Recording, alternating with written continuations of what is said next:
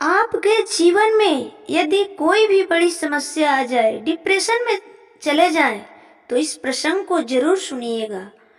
विभीषण जी भगवान श्री राम से कहते हैं, रावण रथी बिरथ रघुबीरा, देखे विभीषण भयहु अधीरा, नाथ नरथ नहीं तन पद त्राणा, कही विधि जीता बबीर बलवाना। भगवान ने कहा, तुझे दिख नहीं रहा है, मेरे पास रथ तो है। कैसे? सुनाहु सखा कह कृपा निधाना, जही जय हो ही सो संध्याना। भगवान श्री राम पुरुषोत्तम पुरुष है, दया निधि है। सुनिएगा, विभीषण जी को अभय वर दे दिया लंकेश। विभीषण जी को अभय वर दे दिया, पल भर में लंकेश बना दिया। इसे कहते हैं स्टेटस जी। मैं नहीं कहती कि आप विदेशी विद्वानों को मत पढ़ो, पर रामचरितमानस इसलिए पढ़ो कि राम से बड़ा स्टेटस जी कोई नहीं है। आप लोग सोच कर देखो कि एक ऐसा भाई जिसको खुद के बड़े भाई ने लात मार के बाहर भगाया, वो जीवन में पहली बार राम से मिलने आया। अब आप मजा लेना कथा कैसे खुलेगी? इसे कहते हैं टेस्टस जी पहली बार मिलने आए। राम ने पहली बार विभीषण को देखा, विभीषण ने पहली बार राम को देखा। पहले सुग्रीव आए, कहा कि रावण के छोटे भाई विभीषण मिलना चाहते हैं। तो बानरों के कुछ सेना पतियों का मत मिलिए। बानरों के कुछ सेना पतियों ने कहा कि मत मिलिए, पता नहीं क्या किस भाव से आया है। आदमी है लेकिन है तो रावण के भाई ही। लेकिन राम ने कहा नहीं, अतिथि है, अतिथि है, जैसा हो मैं मिलूंगा, बुलाइए। एक छोटा सा युद्ध शिविर बना हुआ है पत्थरों का, उसमें राम एक शिला पर बैठे हुए थे। सोच के देखिए, एक तरफ हनुमान है, पीछे शेषा अवतार लक्ष्मण जी खड़े हुए हैं, जामवंत जी, सब चारों तरफ लोग हैं। प्रवेश किया विभीषण जी ने, राम ने खड़े होकर अभिवादन किया और क्या कहा, आपका स्वागत है लंकेश। ये ऐसे जैसे वार्ड कार्यकर्ता दिल्ली से सबसे बड़े दो नेताओं से मिलने आए और वो कहते आओ विधायक जी, तो समझ जाता है कि हमारा तो पक्का बड़े वाले ही कर रहे थे, आओ विधायक जी। वैसा ही भगवान श्री राम कहते हैं विभीषण जी को कि लंकेश आपका स्वागत है। क्या अद्भुत है। आओ लंकेश, अनुजे सहित मिली भीगी बैठारी, और बैठाया। कहा सामने कुर्सी नहीं दी, जिस शिला पर बैठे हुए थे उसी पर बैठाया। एक दो बार को तो विभीषण जी पीछे मुड़कर देखे होंगे कि भैया तो नहीं आ गए, लंकेश किसे बुला रहे हैं। लंकेश तो भाई साहब को बोला जाता है, मुझे क्यों लंकेश बोल रहे हैं। यानी कि पहले दिन अपने समर्थक करने वाले आदमी में एक बीजारोपण आशा का राम ने कर दिया कि चिंता मत करो, मैं हूँ, मैं तुझे लंकेश बना दूंगा। अनुज सहित मिली डिग बैठारी। ये जो समरसता है, ये जो समाजवाद है, ये जो साम्यवाद है, जो आदमी परेशान नहीं है, उससे जो आदमी परेशान भी है और उससे पहली बात क्या पूछोगे?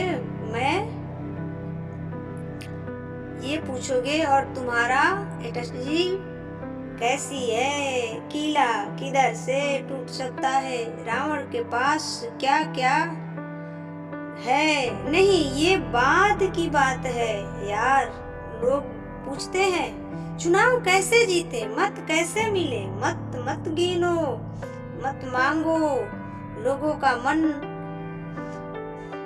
का मन मिल गया तो मत अपने आप मिल जाएगा। इसलिए मत मांगिए, मन मांगिए। उस हृदय के रास्ते से ही स्वीकृतता जाती है, चाहे व्यापार की हो, चाहे प्यार की हो।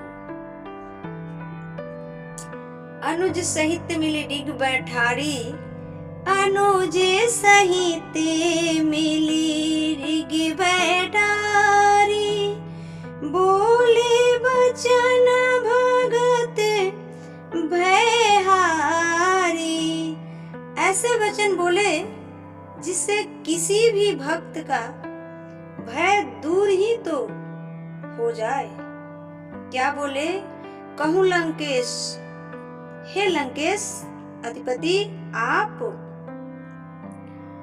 आप कैसे हैं? आज नहीं तो कल तो लंकेश बनोगे ही। कहूँ लंकेश सहित परिवारा। आपकी फैमिली कुशल कुठार बास तुम्हारा। इन दिनों खराब जगह पर तुम्हारा परिवार है। सब सही तो है, बिटिया सही है, पत्नी आपकी सही है, परिवार आपका सही है, सही तो है। जिसका सेनापति अपने सैनिक से ये प्रश्न करने लगे कि आपकी बेटियां सही है, आपके बेटे सही है, आपका परिवार सही है, व्यक्ति अपने सेनापति से पहले मूर्छे पर निछावर होता है। ये राम का भाव है। हो सकता है कि आपको लगता हो कि आज विजय नहीं मिलेगा, इसके पास आज विजय का कोई आशा नहीं है, लेकिन कल विजय उसके पास हो सकता है जिसका कोई आशा नहीं है। लेकिन अंततः विजय उसी के पास होती है जिसके पास राम जैसी मर्यादा हो। और ये शंका हर आदमी को होती है। यहाँ तक कि युद्ध करते हुए विभीषण जी ने जब पहली बार रावण को रण क्षेत्र में उतरते हुए देखा तो रावण तो उतरा एकदम अपने रथ में बैठे और मिसाइल लेकर। श्री रामचंद्र जी अपने वही एक वलकल पैरों में चप्पल नहीं है, न रथ है। विभीषण जी को शंका हो गई। विभीषण जी ने कहा कि आप तो बिना रथ के हो और रावण रथ में है। यह देखकर विभीषण जी चिंतित हो गए, अधीर हो गए और कहा, भगवान आपके पैरों में तो पत्रादर चप्पल भी नहीं है, इससे जीतोगे कैसे? ये जो मैं बोलने जा रही हूँ, लाइफ के कभी भी डिप्रेशन हो, लाइफ में कभी भी परेशानी हो, आंख की आगे से चीजें चली जाए, उपलब्धियां आते आते ना मिले, कोई हानि हो जाए, ये विभीषण गीता की 8 पंक्तियां लिख के आप रख लेना। इन्हें बार बार पढ़ना, जीवन में उल्लास से भर जाओ। जब भी आपको दिखे कि सामने वाला शत्रु, सामने वाला प्रतिद्वंदी ज्यादा शक्तिशाली है, तो आप विभीषण गीता की पंक्तियां याद रखना।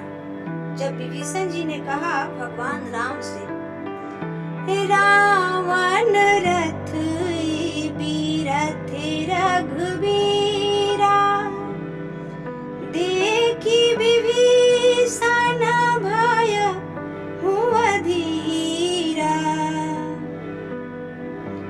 और क्या कहते हैं विभीषण जी, नाथे नरथे नाही तने पद त्राणा, केहि विधि जीता वो बीरे बलवाना। आप तो रथ पर नहीं बैठे हो और आपके पैरों में चप्पल भी नहीं है, हे प्रभु आप कैसे जीत पाओगे? भगवान ने कहा तुझे दिख नहीं रहा है, मेरे पास रथ तो है, कैसे है? सुनाहु सखा कह कृपा निधाना, जेहि जय होई सो सेंधन आना। जिससे जय होती है, जिस चंदन से जय होती है, जिस रथ से जय हो सकती है, वो तुझे मैं बताता हूँ। भगवान ने कहा मेरा रथ तुझे दिख नहीं रहा, लेकिन मेरे रथ में 2 चक्के लगे हुए हैं, जिसके पहला चक्का है शौर्य का और दूसरा चक्का है धीरज का। शौर्य रखिए और धैर्य रखिए, और मेरे रथ के ऊपर झंडा भी लगा हुआ है। राम के रथ में झंडा है क्या? सत्यशील दृढ़ ध्वजा पताका, सत्य और शील की दृढ़ ध्वजा लगी हुई है। घोड़े भी है, कितने घोड़े होने चाहिए अच्छे रथ में? 4। कौन से? पहला घोड़ा बल, दूसरा घोड़ा विवेक बुद्धि। बल के साथ विवेक की बहुत आवश्यकता है। राम अकेले हैं जिनमें सब कुछ है, उसके बाद भी विवेक है। विश्वामित्र जी ने लेने गए तो दशरथ ने कहा कि सेना ले जाओ। प्रभु मैं चलता हूँ, बच्चों को क्यों ले जा रहे हो? जवान है, मात्र 15 साल का है। 15 साल के गए थे, आज तो 25 साल तक को पता नहीं होता करना क्या है। 15 साल के राम को विवेक पता है। विश्वामित्र जी ने कहा राजन, मुझे आपका बेटा इसलिए मुझे चाहिए कि लड़ाई बड़ी है, खरदूसर ताड़िका सुबाहु से है, और ये 4 चीजें हैं, इनमें से कोई एक आ जाए तो मनुष्य अविवेकी हो जाता है, अहंकारी हो जाता है। आपके बेटे के पास चारों है, उसके बाद भी संयमित है, विनम्र है, इसलिए इसे मैं ले जाना चाहता हूँ। मैं आपके बच्चों को लेकर जा रहा हूँ। एवं जवानी, दूसरा धन पैसा आ जाए, तीसरा संपत्ति और चौथा प्रभुत्व। ये 4 में से एक मिल जाए तो मनुष्य पागल हो जाता है। हे राजा दशरथ, आपका बेटा अद्भुत है, क्योंकि उसके पास चारों है और फिर भी वो विवेकशील है, इसलिए वो मर्यादा पुरुषोत्तम कहलाएगा। आगे चलकर राम कहलाएगा। बल, विवेक, दम, हित और दूसरा दमन। दमन कैसा? खराब इच्छाओं का दमन।